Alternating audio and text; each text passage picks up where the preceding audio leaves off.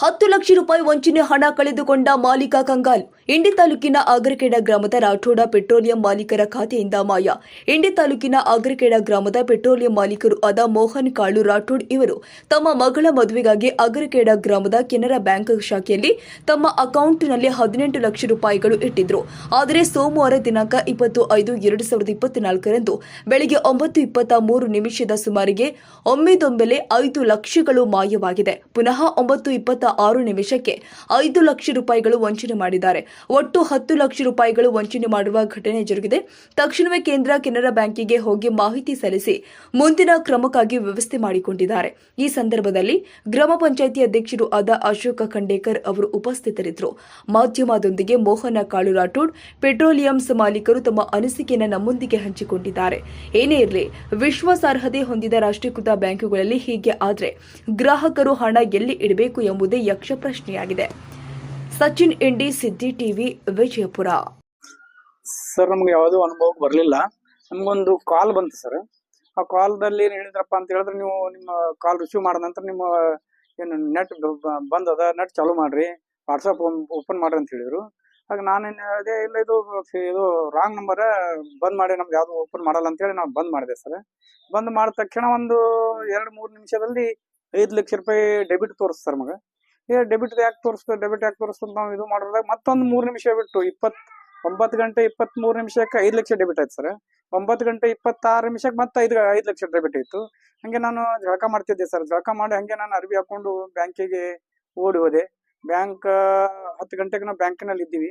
But ಅವರು bank managers ಏನಂದ್ರೆ ತಮ್ಮೆಲ್ಲ ಸ್ಟಾಫ್ ಮೀಟಿಂಗ್ ತೊಗೊಂಡಿದ್ರು.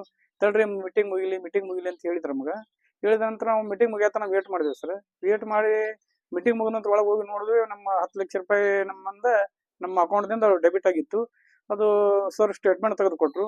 ಬಟ್ ಅವರು 1930 ಕಾಲ್ ಮಾಡಿದ್ರೆ ಏನೋ ಅದು ಆಗ್ಬೋದಾಗಿತ್ತು. ಸರ್ ಏನೂ ಮಾಡಲಿಲ್ಲ. ನನ್ನ ಮೊಬೈಲ್ ಮಾಡ್ಬೇಕಂತ ಹೇಳಿದ್ರೆ ನನ್ನ ಮೊಬೈಲ್ ಸ್ವಿಚ್ ಆಫ್ ಆಗಿ ಎಲ್ಲ ಬಂದಾಗ್ಬಿಟ್ಟಿತ್ತು ಸರ್, ಅದು ಹ್ಯಾಕ್ ಮಾಡಿ.